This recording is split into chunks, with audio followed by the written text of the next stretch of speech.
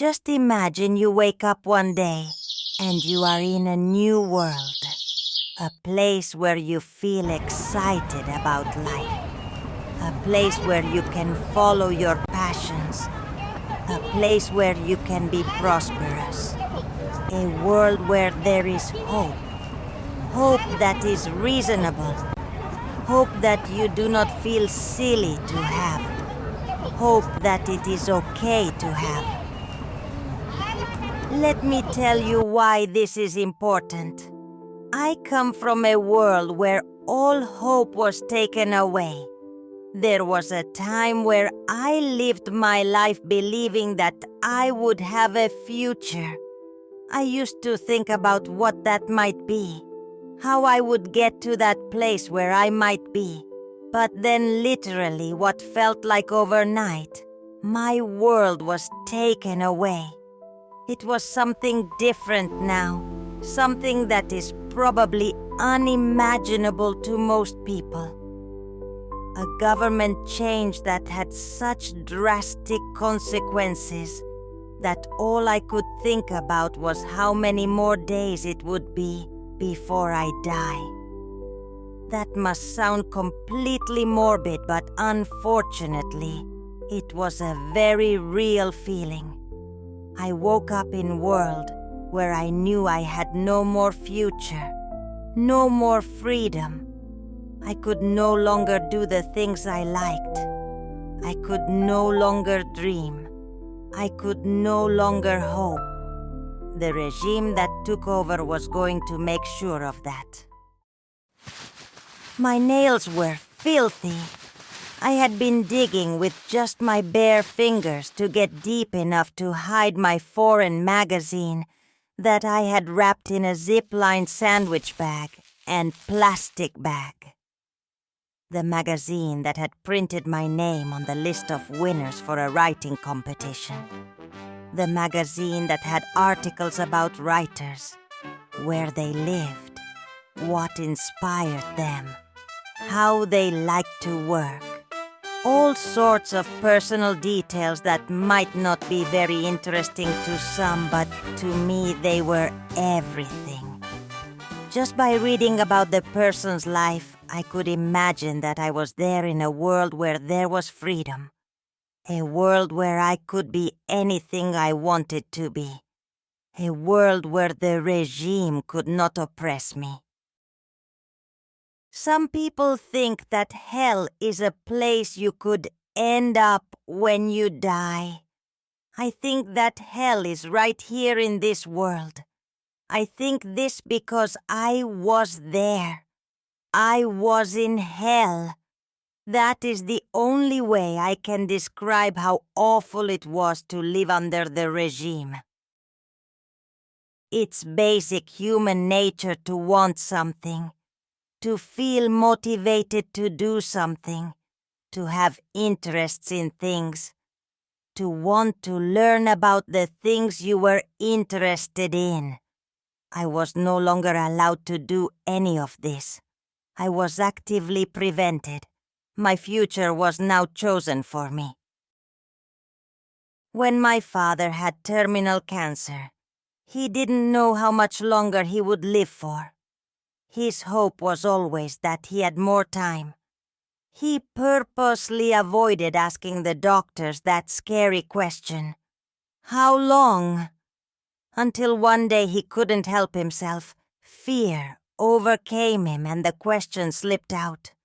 He had been feeling very weak for a number of days, and when the doctor checked in on him, instead of saying the horrible words, "How long?" my dad said, "I think I might be dying now. I felt very weak for the last couple of days." The nicest way the doctor could tell him was by saying, "I think you might be right." There it was. It was finally confirmed. In an instant, the hope that had been keeping my dad's body alive longer that any medical professional would have predicted was gone. And when the hope left, so did my father. A few days later, he was gone. Hope, My friend is what I believe keeps humans alive. When the regime came in, there was no more hope in my life. That is why I was counting how many more days it would be before I would die. There was nothing more to live for, and the regime were going to make sure of that. In as morbid as this is, I am explaining it to you because if you never lived this, I think it would be impossible for you to even fathom the misery of it. Enough of the misery now, though. Let's stop right there. I wanted to explain it to you because to understand my new world, you must be able to understand how awful my old world was.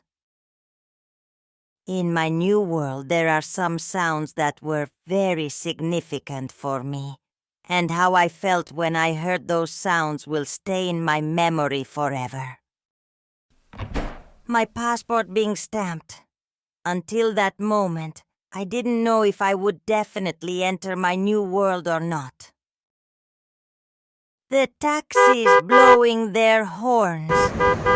After my passport was stamped, weirdly there is a blur in my memory until I heard the taxis blowing their horns.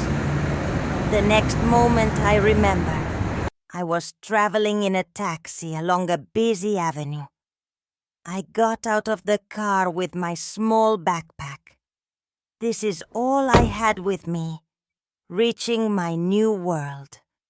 I needed to keep it close to me all the time. It had my magazine in it, and the small few things I still owned. I've wondered why there is a blur after the passport stamp until the taxi ride.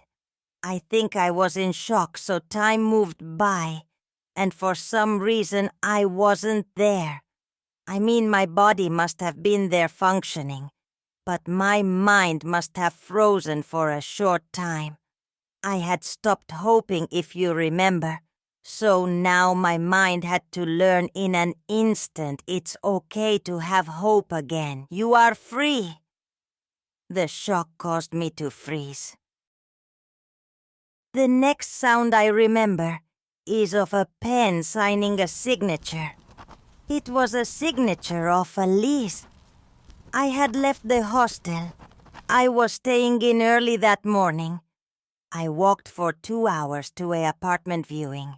This apartment was a studio, really, that was only 12 meters squared, but it had a bed, a sink, a shower, a toilet, a fridge and a hob, and a beautiful little window.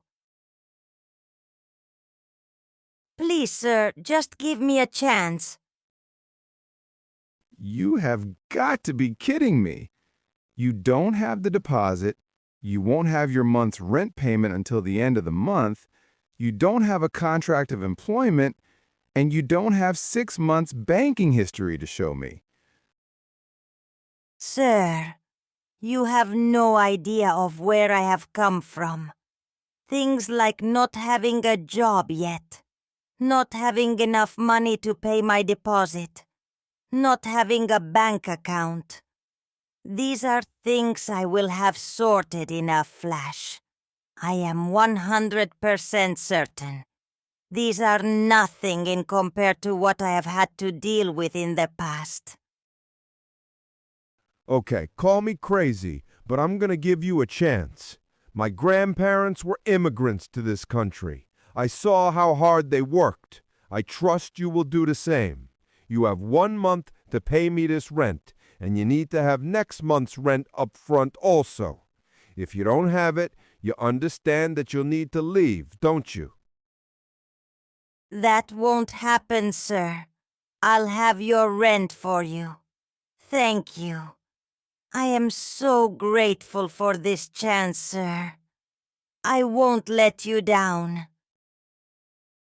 He signed his name, and time slowed down for me. I listened to the pen scroll along the page.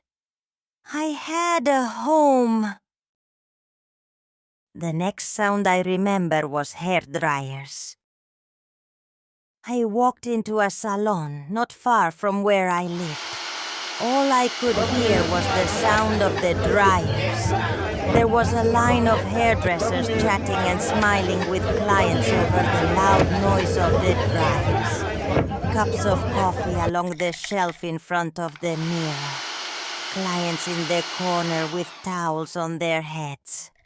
The detail of the first conversation I had with the owner of the salon is not so clear in my memory.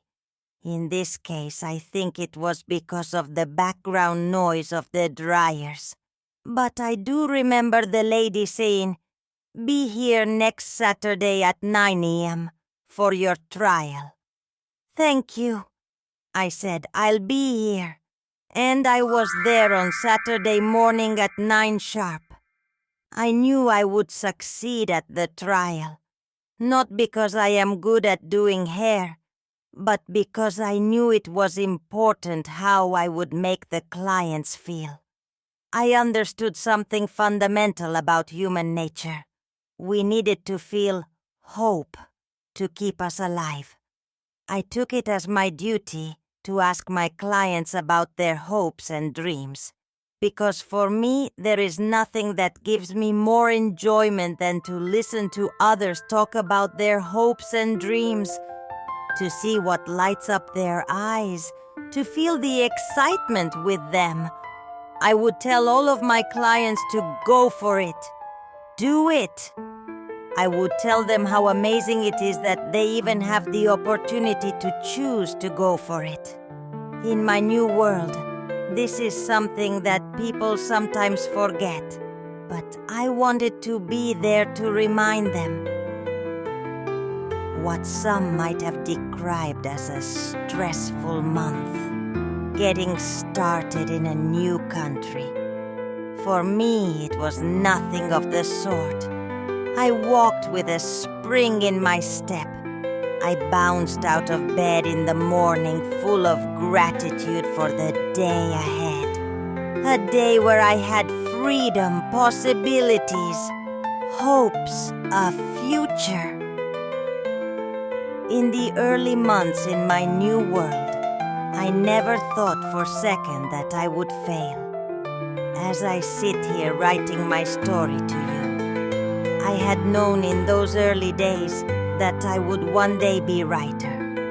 I knew I could do anything I wanted to, because in my new world, I was the master of my own destiny. In my new world, nobody could take that away from me. I knew I would end up finally being a writer. That way I could tell my story to as many people as possible, so I could encourage them to follow their hopes and dreams, because that is what keeps us alive.